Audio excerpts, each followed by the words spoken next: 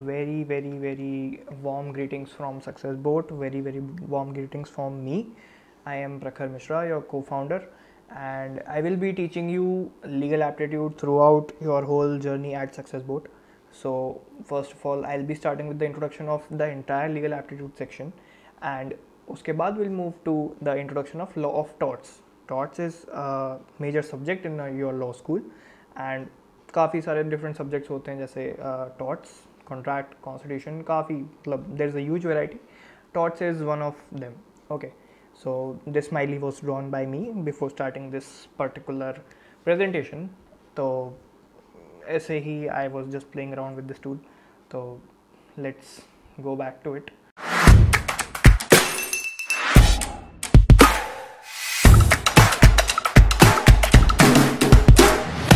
Also, first of all, you need to keep a few things in your mind. Legal aptitude is a section which is quite new to you. Okay, so हमने कभी school में नहीं पढ़ा, कभी हमको किसी ने पढ़ाया नहीं गया है. This is the first thing and the very newest thing to you when you choose law as your career. After choosing law as your career, so this subject is quite new. Also Success Boat वाला colour आ गया. Let's erase this particular thing. We'll move to our good original black पे चलते हैं. And one more thing, आपको writing जज नहीं करनी है. Let's move to the introduction of legal aptitude. तो legal aptitude as a section in its whole comprises of I guess almost 35 to 40 marks. ये आपके लीगल के सेक्शन में आते हैं. लीगल का सेक्शन जो क्लैट का होता है, क्लैट में आपका ऑलमोस्ट 35 मार्क्स का ये सेक्शन आता है. And 35-30 it keeps on varying. कभी 37 क्वेश्चंस आ जाएंगे, कभी कुछ हो जाएगा. So out of the whole 150 का पेपर एटलीस्ट 35 मार्क्स आपके यहाँ से आ जाते हैं. सो कैन वी फेच 35 में से at least 30, 31, 32, 33, 34 people have gone to score 34, 35. उनको मिले हैं इतने मार्क्स. कैसे? Basically this is not your school वाली लर्निंग जो आपने सीखी थी स्कूल में कि रट्टा मारो एंड एग्ज़ाम दे आओ. ऐसा नहीं होता यहाँ पे. ओके, यहाँ पे क्या होता है? यहाँ पर you need to first understand and then you need to apply. Okay, so when I talk about CLAT before 2020, उसमें क्या हुआ करता था? There were these topics. आपको एक प्रिंसिपल दिया जाता था, आपको फिर उस पर एक फैक्ट दिया जाता था, जो यहाँ पे दिखा वो आपने यहाँ पे अप्लाई कर दिया. बट अब जो है पैटर्न चेंज हो चुका है. पैटर्न चेंज हो चुका है तो उसमें क्या बताते हैं कि you need to understand the entire legal का कंसेप्ट. एक सिचुएशन दी रहेगी and you need to apply that particular thing and then get your answer. So ये प्रोसीजर देखा जाए तो काफ़ी ईजी है and hence I am here to clear out your first step, that is understanding. हम पहले समझेंगे, then we'll have some examples to apply and then we will get the answer. Answer मिल गया हमारे 35 में से एटलीस्ट पूरे 34 मार्क्स तो आ ही गए. Okay, so let's start with थोड़े बहुत basics of the entire legal aptitude वाले सेक्शन. इसमें what you need to do is कि this particular section comprises of the reasonable application of your mind. Okay, what do I mean by that? Reasonable application of your mind. ठीक है, basically दिमाग लगाने वाला section है. आप कितना common sense लगाते हो, कितनी अपना दिमाग को लगाते हो, यही टेस्ट करता है क्लैट का ये वाला section. So basically they do not require fools in national law schools. Therefore they tested कि आप में कॉमन सेंस हो, अगर आप रीजनेबल एप्लीकेशन वाले बंदे हो, तो you will get through this particular exam. क्या पता इन द पास्ट 1 ईयर और जो डबल ड्रॉप ले रहे हैं लोग, क्या पता कि हमारा कहीं यही तो लैग नहीं कर रहा है। Okay, so we will hone our skills, we will try to apply, understand, apply and get out of this whole vicious circle के जो हमारे आंसर नहीं आ पाते थे। We will get on to this very same thing and we will get on to it very efficiently. Okay, तो इसमें first of all please take out a notebook and write each and every thing जो कि यहाँ पे पढ़ाया जाएगा। Okay, तो आपको एक नोटबुक निकालनी है, जो भी बता रहा हूँ, जैसे भी बता रहा हूँ, सारा पूरा नोट डाउन करना है आपको। Okay, now there is no need to mug up anything. ठीक, आप कुछ भी मग अप नहीं कर सकते,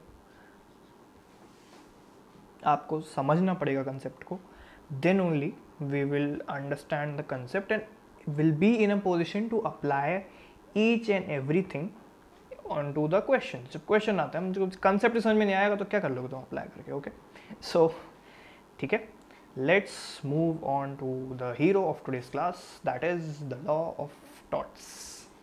ठीक, so yes, will move to law of torts. Understanding the whole origin of this particular subject. Tort का मतलब क्या होता है? It came from a Latin word which was tortum. This is you, tortum. ठीक है, tortum का मतलब क्या था? To twist. This whole law is a twisted piece. Okay, यहाँ से हुआ इनका origin, and origin जो हुआ उसमें twisted law हम इसको कह सकते हैं कि this is basically a twisted law. तो twisted कैसे है आगे we will come to know in the coming few lectures. So basically if we go to dividing law into two types, हमको दिखेगा कि एक होता है सिविल लॉ, दूसरा होता है क्रिमिनल लॉ। ठीक, सारी आपको चीज़ें पता ही, क्राइम में क्या आता है, मर्डर आता है, रेप आता है, सारा वो सारा। Okay, now moving on to dividing civil law into two pieces. One is contracts, जो कि क्लैट 2021 में काफ़ी सारा आया था, and this is the favourite topic of consortium, काफ़ी ज़्यादा पूछते हैं वो कॉन्ट्रैक्ट के questions. And the second thing is torts.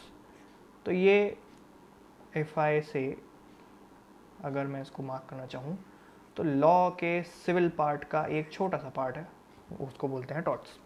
तो basically torts is a part of civil law. ठीक, लेट्स मूव ऑन टू आगे। सो अगर हम टॉर्ट्स की डेफिनेशन देखने जाएं, टॉर्ट्स होता क्या है, टॉर्ट क्या होता है।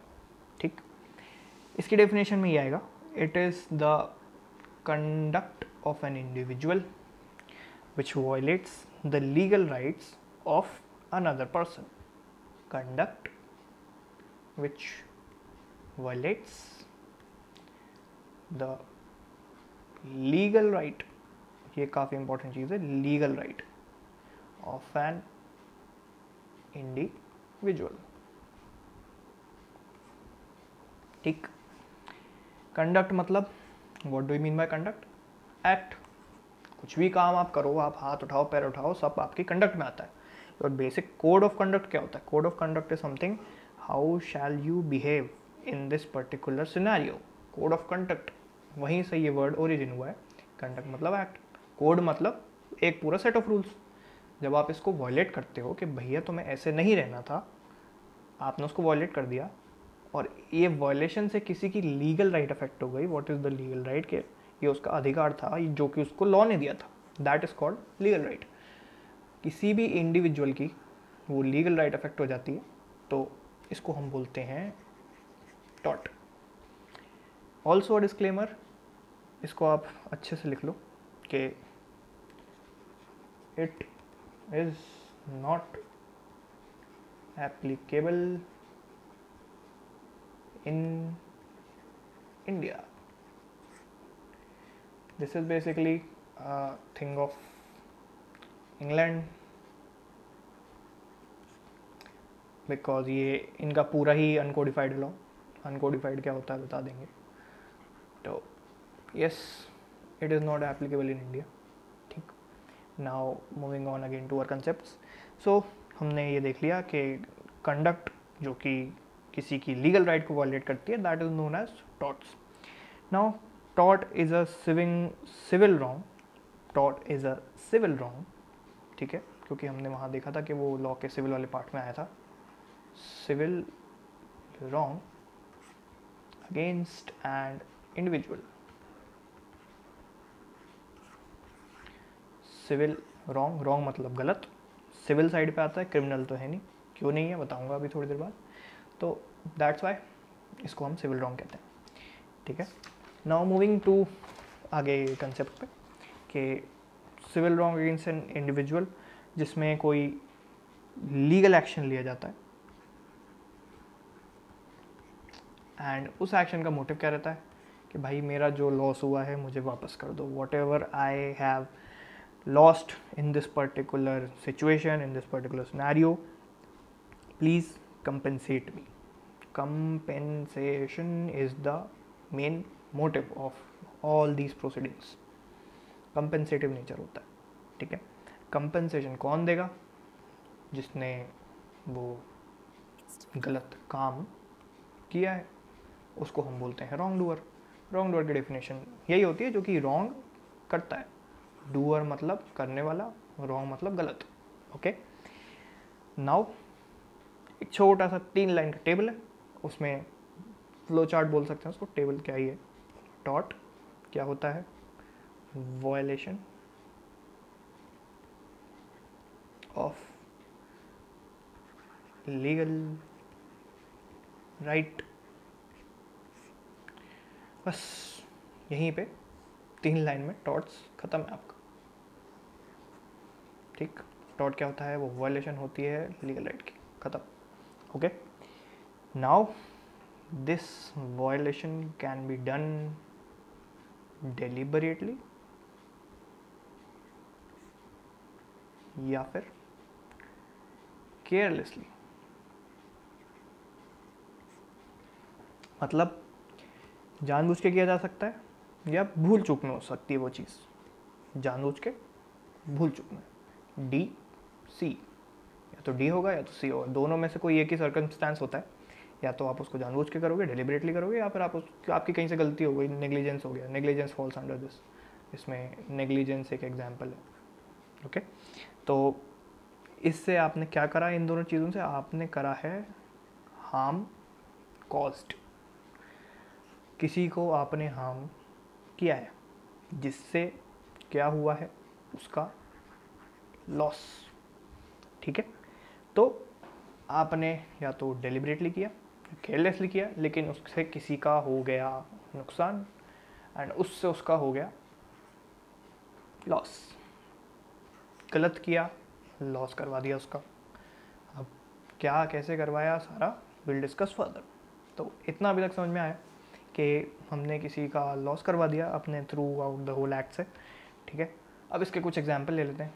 एग्जाम्पल अगर मैं बोलूँ कि हमने किसी का लॉस करवाया, तो पर्पल इज आर एग्जाम्पल वाला कलर. ये भी आपको समझना है. एक पूरे थ्रू आउट लीगल क्लास में आपको ये चीज़ याद रहेगी कि whenever I use purple that will be our example. ठीक है. तो बेसिकली विल मूव टू एक example. It was my general duty कि आई नीड टू रिस्पेक्ट किसी की रेप्यूटेशन, जो भी बनाता है वो. ठीक है. रेप्यूटेशन में कोई भी बंदा बनाता है, अगर अपनी रेप्यूटेशन बना के रखता है समाज में, in the society, if there is a reputation of a particular person, I need to respect that. ये मेरी एक जनरल ड्यूटी में आ जाता है, okay. But when I saw that Govind was making chunks of money, मैंने जैसे ही देखा कि Govind was making chunks of money, I immediately started saying कुछ भी उल्टा सीधा about him in the society. Now this उल्टा सीधा हैड नो बैकिंग, कि भाई अगर मैं सही बोल रहा होता तो दैट वाज नॉट, उसका रेपुटेशन को मैंने डिसरिस्पेक्ट थोड़ी किया है, वो तो जो सच है वो सच है. अब Govind mints money through illegal means, that is quite general fact, जो कि अगर ऑनेस्ट होता है, इसमें अगर ये चीज़ ऑनेस्ट निकलती है तो that is not a taught. अगर मैंने कुछ सच बोला तो गलत थोड़ी बोल रहा हूँ, ओके. बट अगर मैंने बोला कि Govind sells drugs and means अच्छे खासे पैसे, तो that is not your truth and hence it will be classified under defamation. Defamation आपने सुना होगा, डिफेम करना किसी को, इसको हिंदी में कहा जाता है मान हानि. सुना होगा आपने. मान मतलब सम्मान, वही है, सम्मान की हानि, हानि मतलब लॉस, ठीक है. मान हानि बोलते हैं डिफेमेशन को हिंदी में. एंड अगर गोविंद का मैंने ऐसा उल्टा सीधा बोल के अगर उसकी मान हानि करी है तो it will be classified under defamation, ठीक है. लेकिन ये मेरी जनरल ड्यूटी थी कि मुझे उसकी रेप्यूटेशन को रिस्पेक्ट करना चाहिए था, लेकिन मैंने नहीं करा. देयरफॉर ये बन गया एक टॉर्ट का केस और मुझ पे केस हो सकता है, ठीक है. तो ये अब आप बोलोगे कि इंडिया में तो एप्लीकेबल है नहीं, लेकिन इंडिया में मानहानि का केस तो होता है. वो क्यों होता है? बिकॉज इंडिया में इन इंडियन पीनल कोड वहाँ भी डिफेमेशन दिया हुआ है, वहाँ पे इंटेंशन वाला डिफेमेशन होता है एंड सारा वो अलग कंसेप्ट आ जाता है. When we will study IPC और योर क्रिमिनल लॉ, उस टाइम पे I will let you know कि इंडिया में भी ये सारी चीज़ें कैसे होती हैं. तो कुछ चीज़ें आपको लगेगा कि इंडिया में होती हैं, हाँ ये तो हमको दिख रहा है कि इंडिया में भी होता है, बट you were saying कि the law of torts is not applicable in India, but there are few circumstances which I witness in India. तो shut that out of your head and please focus on the whiteboard, ठीक है. So let's take another example of let's see trespass. Trespass क्या होता है? There is this land which was bought by Shubh. He said, I'll have a party because Success Boat has rolled out 70 plus selections in the law schools in CLAT 2021. तो मैं इस छोटे से piece of land पे party दूंगा. Piece of land पे party, but condition ये थी कि he did not invite प्रखर मिश्रा. तो what he thought कि चलो इसके पार्टी में दबे पाव चलते हैं, will go and we will surprise him कि हाँ देखो आपने इनवाइट नहीं किया but I am still here at your party. तो your intention was to surprise, but उसने तो नहीं बुलाया. Basically when you went to the party, आपने विदाउट परमिशन एंट्री मार ली, okay. Now this without permission entry of that particular owner of the piece of land is known as trespass to the property or land, ठीक है. trespass to the property, तो property, land तो property नहीं आता, okay. So trespass to the property हो गया. उसने तो नहीं बुलाया, तुमने पार्टी जो भी था जैसे भी था, but you were uninvited and you did not take the permission of the owner of that particular piece of land. So that will be classified under this particular thing, trespass में आ जाएगा, ठीक है. So let's move to the main concept. आगे will make our color black again. Now why does dot exist? मतलब main purpose क्या है, dot है क्यों? ठीक है, डॉट इसीलिए एग्जिस्ट करता है इन ऑर्डर टू पे बैक और कंपेंसेट किसको? पार्टी को. Party is the individuals, not that party. Okay, तो डॉट्स एग्जिस्ट क्यों करते हैं? क्योंकि आपको कंपेंसेशन देना है, जिसको शुभ को अगर बुरा लगा मेरे आने से प्रॉपर्टी में, उस प्रॉपर्टी में आने से उसको बुरा लगा, या फिर उसका जो भी हुआ, आपको लग रहा होगा कि भैया पैर ही तो रखा है प्रॉपर्टी में, क्या दिक्कत हो गई, बट अगर बुरा लगा द जज विल टेल मी कि भैया आपको देने पड़ेंगे 30,000 rupees and I need to pay him 30,000 rupees. I have no excuse. Summon आ जाएगा घर पे कि भैया आपको कोर्ट में बुलाया, 30,000 रुपये लेके आ जाओ. लेकिन नहीं आए तो भाई साहब पहुंच जाएंगे और ऊपर. He will go to the high court, he will go to the supreme court. लेकिन इंडिया की बात मत करो, दूसरे कंट्रीज़ की बात करो. अगर हम दूसरे कंट्री, हम लोग कनाडा में रहते हैं भैया, हम तो पैसे वाले, ठीक है. तो वी लिव इन कनाडा. हम लोग if I don't pay him 30,000 rupees, he will escalate the matter to the Supreme Court. And yes, the Supreme Court will increase the amount to जितना भी के हो सकता है उसमें. Okay, so जो पूरी सिचुएशन है यहाँ पे शुभ कैन blatantly पूरी ऐसी तैसी कर सकता है मेरी, बिकॉज डॉट भले ही छोटा हो लेकिन कंपेंसेशन तो देना पड़ेगा. ठीक है, understood. Now will understand some basic terms, जो टर्मिनोलॉजीज इसके साथ आती हैं कि what do you exactly mean by this particular term. तो इसमें सबसे पहले आती है कि what is a tortfeasor. Tortfeasor, आधा काट दो. फीजर इज डूअर, जो डॉट करता है. यार यहाँ पे मैं था, प्रेस पास करा था मैंने, तो I was the tortfeasor. ठीक, जो भी ये डॉट करता है, this that particular person is called a tortfeasor. Okay, now a very important tip for you.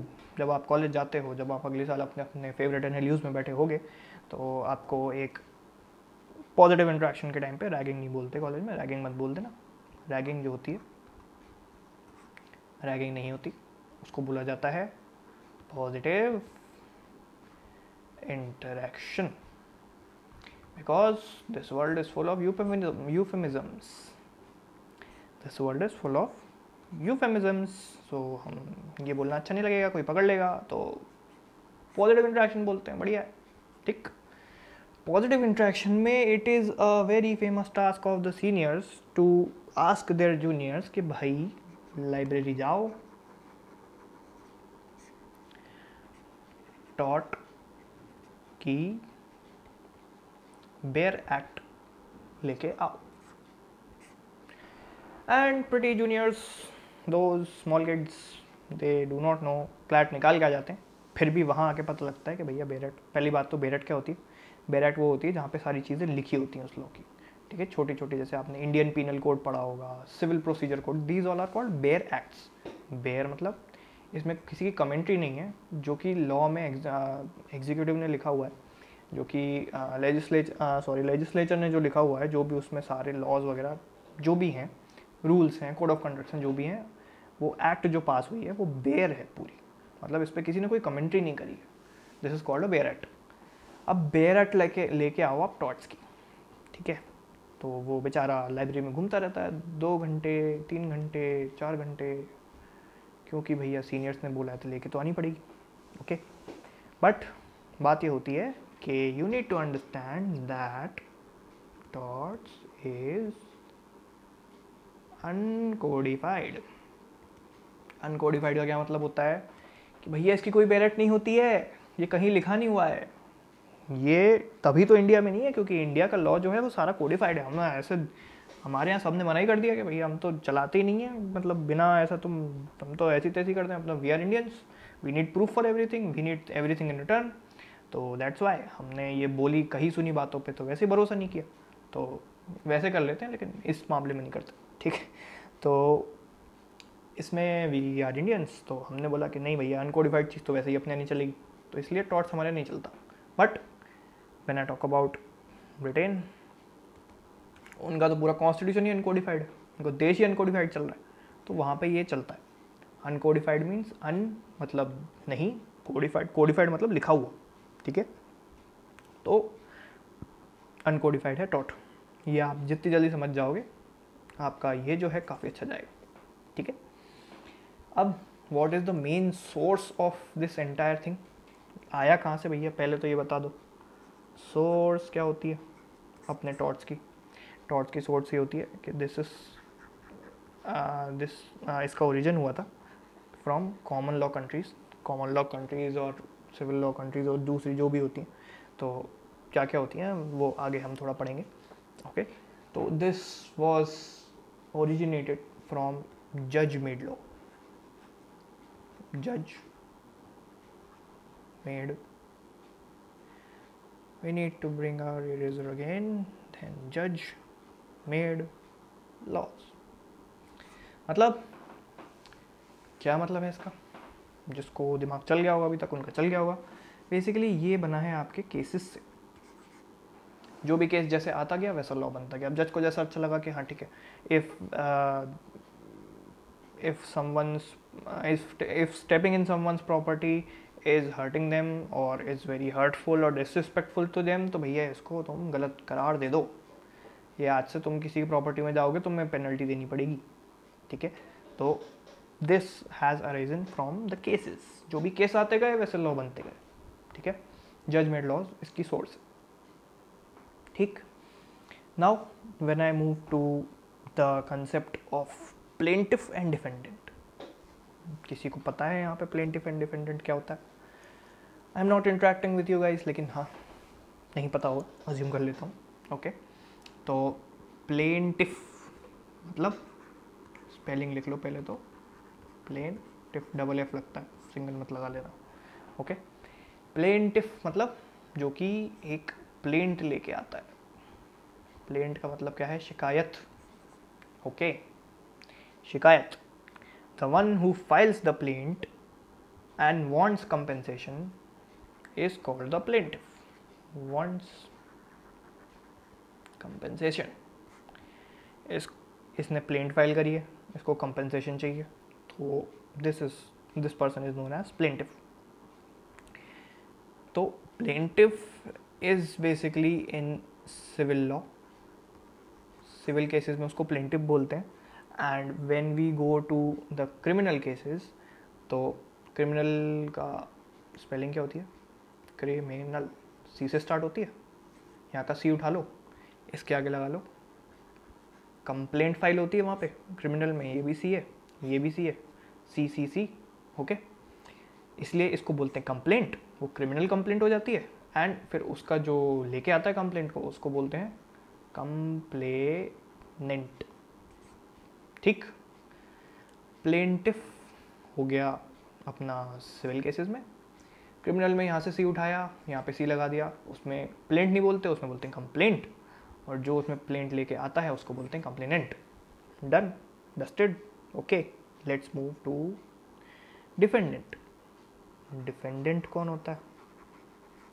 Basically इसी का उल्टा होता है, एक लेके आएगा, दूसरा जिस पे लगेगी वो plaint, who against whom the complaint has been filed or against whom the plaint has been filed, that person बेचारा is called, इसको हम बेचारा बोल सकते हैं बिकॉज अभी तक गिल्टी प्रूव हुआ नहीं है वो, okay. That particular person is known as the defendant against whom the plaint has been filed, ठीक। This sums up all those two definitions जो कि होता है प्लेंटिफ एंड डिफेंडेंट, ठीक है। Now will move to some basic difference between civil law and criminal law, ठीक है। आप लॉ स्टूडेंट बनने वाले हो, आपको इन दोनों की डिफरेंस पता होनी चाहिए, ठीक है। हम उसमें थोड़ा बीच में एक लाइन खींच देते हैं कि थोड़ी आसानी रहेगी, टेबल जैसा बन जाएगा अपना भी, ओके। हमने लाइन खींच दी, यहाँ पे we will write civil law, यहाँ पे we will write criminal law. Make sure आप ये अपने नोट्स में भी कर रहे हो, ठीक है। तो वीडियो तो आगे पीछे करके देख लोगे, लेकिन जब ये चीज़ याद करने की बारी आएगी, नोट्स ही सबसे पहले सामने रहते हैं, ओके। सो पहला पॉइंट कि ये होता है बिटवीन द इंडिविजुअल्स, ओके। दो लोगों के बीच में सिविल लॉ होता है, दो लोगों के बीच के आपस का मामला होता है, and this affects the public at large, ठीक। This affects the public at large. Murder हो गया, रेप हो गया, this particular act is setting कैसा impression in terms of the whole society and the community at large, कि भैया हमारी सरकार जो है that is not functioning quite well, you are not protecting us from the offenders, okay. Therefore it is against the public at large. Now when I talk about civil law between individuals, यार अब किसी ने किसी का घर में घुस गया, ये हो गया वो हो गया, तो दो लोगों के बीच का मामला है ना, इसमें सरकार क्या करेगी, ओके, ठीक है। नाउ इसके एग्जाम्पल क्या होते हैं, नेग्लिजेंस हो गया कि भैया तुमने मेरी गाड़ी क्यों ठोक दी, ये क्यों हो गया वो क्यों हो गया, तुमने मेरी मान हानि कर दी, मेरे को डिफेम कर दिया, तो तुमने मुझे करा, इसमें बीच में सरकार थोड़ी आएगी, ओके। एक क्या हो गया यहाँ पे, सेम एग्जाम्पल क्या होता है, मर्डर, फिर उसके बाद क्या हो गया, थेफ्ट, चोरी हो गया किसी के। अब ये बोलोगे कि चोरी भी तो दो लोगों के बीच की, लेकिन नहीं, चोर जो है अगर उसको सरकार नहीं रोकेगी तो that person will commit theft in multiple houses और against multiple persons, okay. Now we'll move to the third point, that is this is called a wrong। Civil law में कुछ गलत होता है, ठीक है, and this is called a crime. Criminal law crime या फिर ऑफेंस, इसीलिए वी कॉल इसको करने वाले को रॉन्ग डूअर, रॉन्ग डूअर। लेकिन इसको क्या बोलते हैं, क्रिमिनल और ऑफेंडर, ऑफेंडर क्रिमिनल, ओके। यहाँ से ये हो गया। नाउ इसकी प्रोसीडिंग जो होता है वो इनिशिएट कौन करवाता है, प्लेंटिफ। अभी ऊपर ही पढ़ के आए थे हम लोग पहले, प्लेंटिफ किसके थ्रू करवाता है भैया, वो वकील हायर करेगा पहले तो, ठीक है। उसका वकालतनामा पूरा फाइल कर के he will hire lawyer, he will engage a lawyer, and उसके बाद प्लेंट फाइल करता है, ठीक।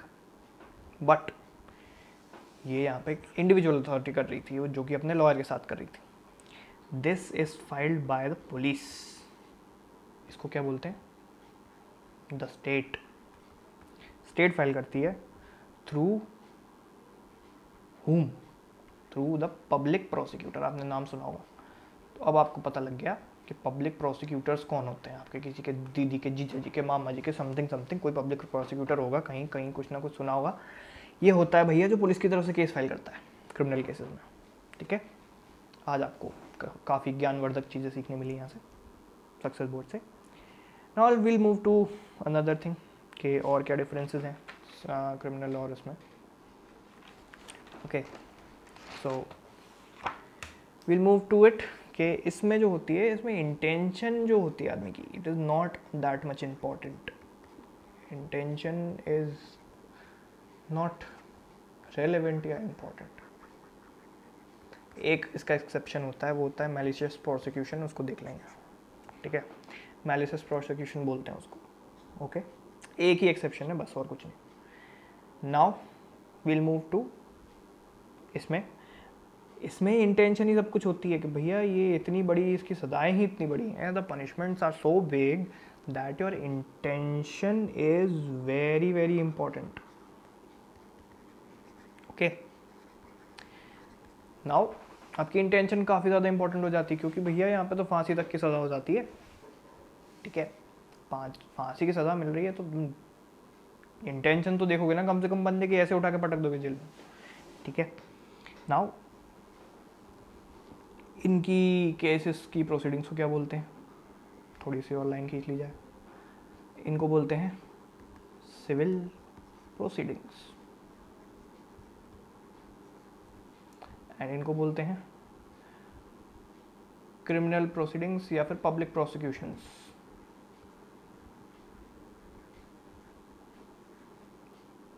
ठीक है, नाउ इसको सिविल सूट भी बोलते हैं कभी कभी क्या आपके ऊपर ही है. सूट्स काफ़ी लोगों ने देखी होगी. Suits is basically civil law के ऊपर बेस्ड चीज़. ठीक है, इसीलिए उसको सूट बोलते हैं. Suit, civil suit. Criminal suit कभी नहीं होता, सिविल सूट होता है. ठीक, क्रिमिनल में सूट का अगर अपोजिट करना है तो यहाँ पे हो जाएगा prosecution, criminal prosecution. Okay, now इसमें क्या मिलता है, इसमें the plaintiff is awarded compensation. समझ लेना स्पेलिंग, कंपेंसेशन लिखा हुआ है. एंड द इस पर्टिकुलर दूसरी साइड में the complainant is awarded punishment. यहाँ पे पनिशमेंट मिलती है, यहाँ केवल कंपेंसेशन के भैया ले तेरे 30,000 रुपये और तुझे प्रॉपर्टी में मेरे से पाप हो गया आके कि मैं तेरी बिन बुलाई पार्टी में आया, तू पैसे ले जा भाग. ठीक है, दिस इज कॉल्ड कंपेंसेशन कि हाँ ठीक है बस हो गया. यहाँ पे तुम्हारी ऐसी तैसी करके रख देगा वो बंदा सामने वाला पनिशमेंट दिलवा के, क्योंकि आपने क्राइम इतना बड़ा किया. आप क्रिमिनल हो, आप एक ऑफेंडर थोड़ी हो, आप वो थोड़ी हो रॉन्ग डूअर. यहाँ पे आप एक क्रिमिनल बन जाते हो. ओके, नाउ इसमें क्या होता है, या तो आदमी लायबल होता है या वो नॉट लायबल होता है. Any cases for the criminal part, काफ़ी ड्रामेटिकल मूवीज़ देखी होंगी. तो गिल्टी या not guilty, my Lord I plead not guilty, काफ़ी चीज़ें सुनी रखी होंगी. तो यही होती है वो नॉट गिल्टी, मतलब कि मैं निर्दोष हूँ. यहाँ पे मैं दोषी हूँ, यहाँ पे मैं लायबल हूँ. लायबल मीन्स हाँ मैं जिम्मेदार हूँ, एंड हाँ मैं जिम्मेदार नहीं हूँ. ठीक है, here we complete our basic differences वाली thing between criminal and civil law. ठीक है, now will move to an example कि सिविल एंड क्रिमिनल में क्या होता है. विल टेक अ पर्पल वाला पेन. तो I called an electrician.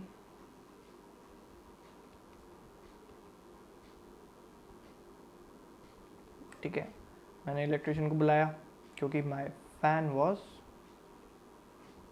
Not working. Orissa में रहने की आदत है, लेकिन पंखा जब भोपाल में बंद हो जाता है तब भी बुरा तो लगता है. ओके, तो hence I called my electrician and वो पंखा ठीक तो करके गया. ठीक करा एज इन रिपेयर करा, लेकिन क्या ही करा, रिपेयर करा लेकिन फैन जो था मेरा that started rotating in anti clockwise direction. इतना बढ़िया ठीक करके गया वो. हवा तो आ नहीं रही, गर्मी और लग रही उल्टी ऊपर से बहुत तेज. ओके, तो ये थे हमारे इलेक्ट्रिशियन साहब.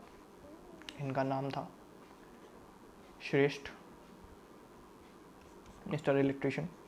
तो ये हमारे इलेक्ट्रिशियन जो थे, उनको अगर हमको सज़ा दिलवानी है, if I have to make sure that this person is not, और if I have to make sure that I need compensation for this person, कि भैया मेरे को गर्मी लगी जो इतनी देर, जो मुझे एंटी क्लॉकवाइज पंखा देखना पड़ा, इसमें मेंटल एग्री हुई, ये हुई वो हुई. ठीक है, तो if I need compensation, this is a talk or an incident between me and श्रेष्ठ. अब इसमें मैं पुलिस को थोड़ी बुलाऊंगा. Will I call the police? Obviously not, definitely not, बिल्कुल नहीं, क्योंकि दो लोगों के बीच का मामला है, आपस में पैसे दो, सॉर्ट करो, ख़त्म करो भैया. इसको बोलते हैं सिविल रॉन्ग. ठीक है, जहाँ पे आपको पुलिस को इन्वॉल्व करने की ज़रूरत बिल्कुल नहीं रहती। आप इसमें अगर वो नहीं देगा तो आप सीधे जज के पास चले जाओ, कोर्ट में चले जाओ, आप करवा लो जो भी है, ठीक है। ये आपके बीच की बात है, इसको बोलते हैं civil wrong and hence it is not classified under criminal law, ठीक है। Now will have a beautiful term which is known as damages. Damages क्या होते हैं? ओके, बेसिकली ये वही होता है कंपेंसेशन। डैमेज जो हुआ है सामने वाली पार्टी को, उसी को हम बोलते हैं डैमेजेस, ठीक है। डैमेजेस के को ठीक करने के लिए आप जो देते हो उस कंपेंसेशन को बोलते हैं डैमेजेस बेसिकली, ओके। तो कंपेंसेशन में भी ऐसा आता है, डैमेजेस में भी ऐसा आता है। हम देख लेंगे कि कंपेंसेशन का एस और डैमेजेस का एस मैच हो रहा है, मतलब ये one and the same thing, okay. So again an example, वही गोविंद वाला example. Govind was defamed by Prakhar and therefore he asked कि आपने मेरी मानहानि करी है, आई वॉन्ट 1 लाख का डैमेजेस। अब ये ही डिफेमेशन के लिए इसने मांगे 1 lakh and I have to pay, I am liable to pay damages, as simple as that, ठीक। ये हो गया डिफेमेशन वाला एग्जाम्पल, इसको खत्म करते हैं, बहुत ज़्यादा खिंच गया एग्जाम्पल अपना, ठीक है। हम दूसरा एग्जाम्पल लेके आएंगे, okay. So will move to damages. कितने टाइप के होते हैं? डैमेजेस होते हैं 2 टाइप के। पहला वाला क्या होता है? Liquidated damages. दूसरा क्या होता है? Unliquidated damages. ये जितने बड़े बड़े इनके नाम हैं उतना ही छोटा है इनका सिंपल एक लाइन का आंसर है, दैट इज़ कि ये वो होते हैं जो कहीं मेंशन्ड होते हैं, रिटर्न होते हैं,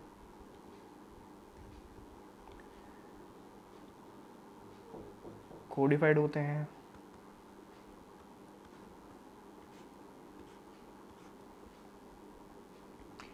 ठीक है। नाउ उसके बाद these damages are not predetermined,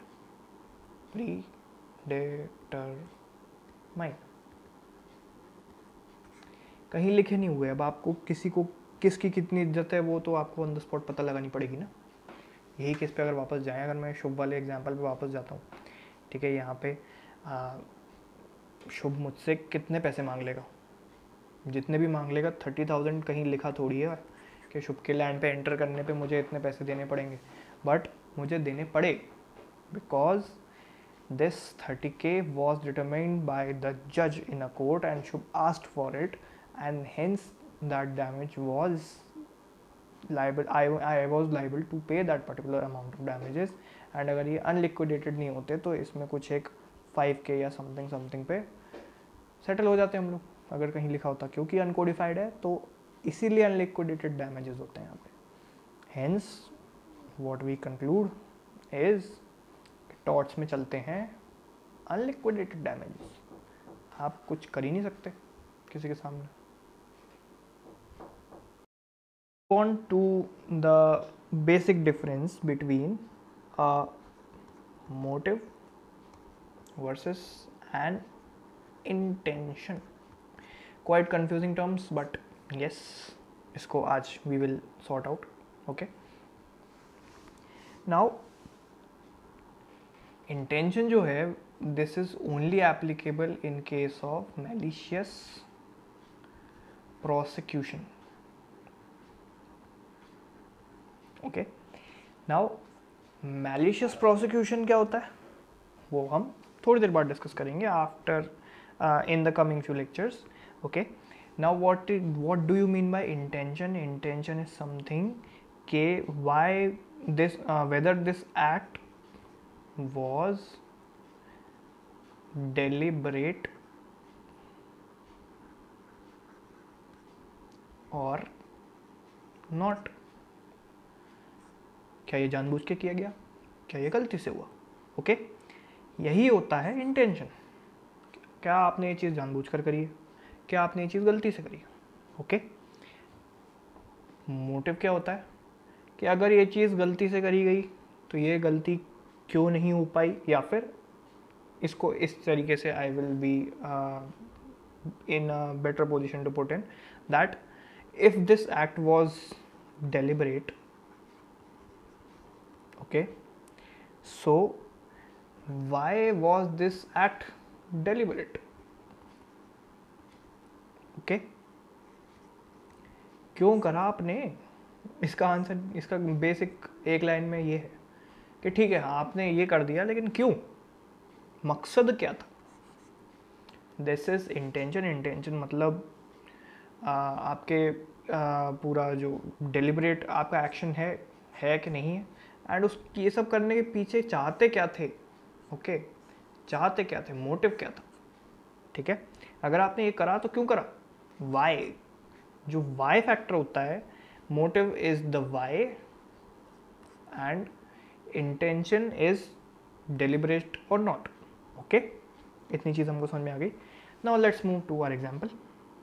एक एग्जाम्पल से आपको बहुत ज़्यादा क्लियर हो जाएगा। ठीक है, I was playing the favourite sport of India, cricket, and in order to run out Govind, who was on 99, मैंने विकेट पे बॉल मारी। दिस वॉज आर कॉलोनी का पार्क। ओके, ठीक है, I was playing in my colony's park and in order to run out Govind I threw the ball, and the ball, in spite of or rather the ball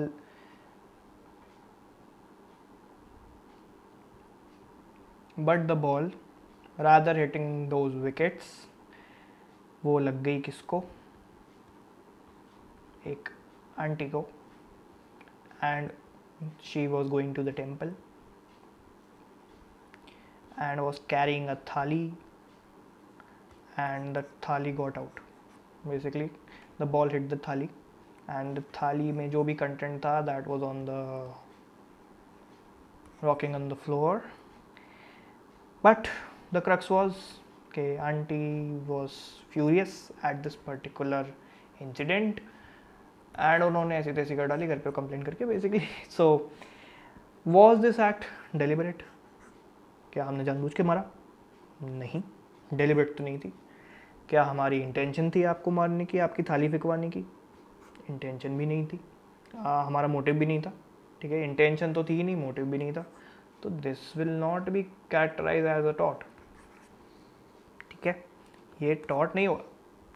ठीक, now let's move to the classification of torts. ठीक है, will end the lecture after this classification. Okay, will move to lecture 2 after this. ठीक, now classification means कि torts को आप कितने parts में divide कर सकते हो। ठीक, तो basically you can categorize thoughts into 3 parts. First is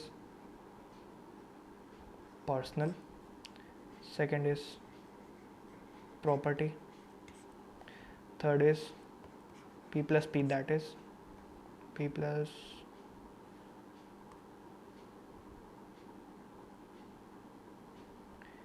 P plus P, मतलब पर्सनल प्लस प्रॉपर्टी। ठीक, this is the mix of both basically. This is the first situation, this is the second situation, this is the third situation. Third situation. Now let's move to the basic intricacies, और कि इसमें personal में क्या आता है, किस में क्या आता है। Okay, now will move to personal wrongs. क्या होते हैं personal wrongs? Personal wrongs are injury to the person only,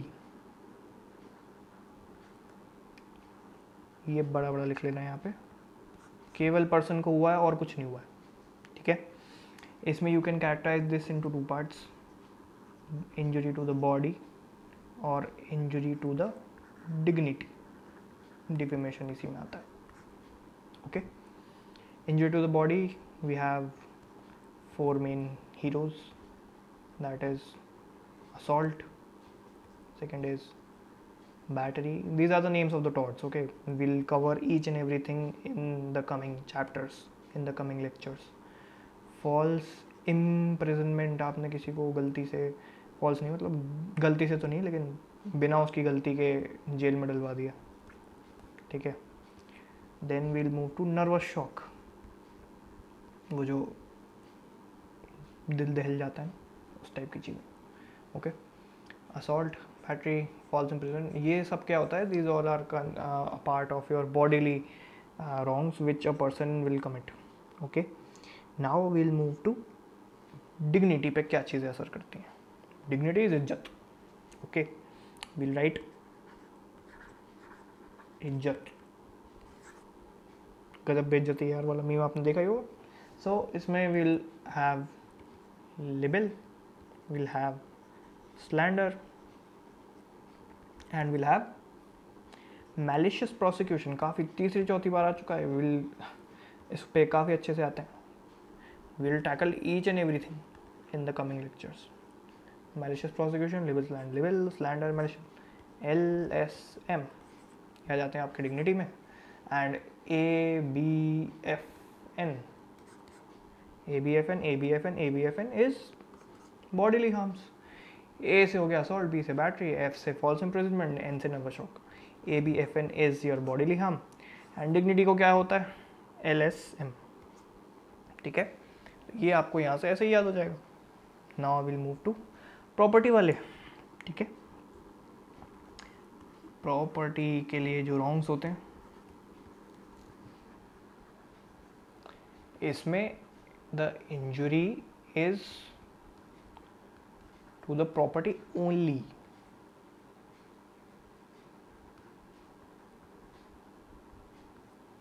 okay. Property only, केवल प्रॉपर्टी को और कहीं नहीं, केवल प्रॉपर्टी को और कहीं नहीं। Keep on repeating these terms and you will understand the concepts quite beautifully, okay. इसमें your property can be classified into 2 types. This can be your movable property, जिसको आप चला सकते हो, हिला सकते हो, हटा सकते हो, and your second part of the property is immovable, जो कि कहीं जाती नहीं है, वो रखी रहती है वहीं पे, ओके। मूवेबल प्रॉपर्टी में क्या आता है, ट्रेसपास टू गुड्स और conversion, this is the kind of theft. एक तरीके से चोरी जैसा दिखता है लेकिन होता अलग है थोड़ा उससे। So will discuss on conversion as well. Conversion वो वाला कन्वर्जन नहीं जो आप समझ रहे हो, ओके। तो ट्रेसपास टू लैंड, लैंड क्या होता है, इमूवेबल, इसको हिला थोड़ी सकते हो तुम, वहीं रहता है, okay. So this will be categorised under the property वाले wrongs, okay। Now the third thing and the last thing of today's lecture, that is P+P model, ठीक है। P+B क्यों आ जाता है, okay। So P+P that is person plus property, दोनों को आपने harm करा है, person plus property, both of them have been harmed। इसका एक एग्जाम्पल होता है नेग्लिजेंस, जो कि हम आगे आने वाले लेक्चर्स में पढ़ेंगे, and the second example is nuisance. किसी के आप हॉर्न बजा रहे हो घर के बाहर, उसका बच्चा उठ गया,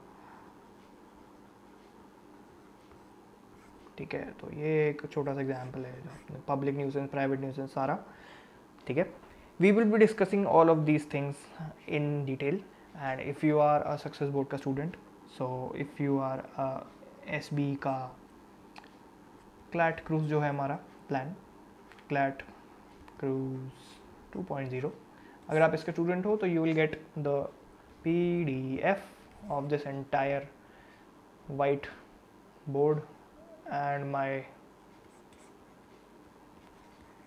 artist inside. तो आपको ये सारा, ये जो इतना सारा पूरी रामायण हो चुकी है, आपको इन सब की पूरी PDF मिल जाएगी. And I will meet you in the next lecture. Thank you so much.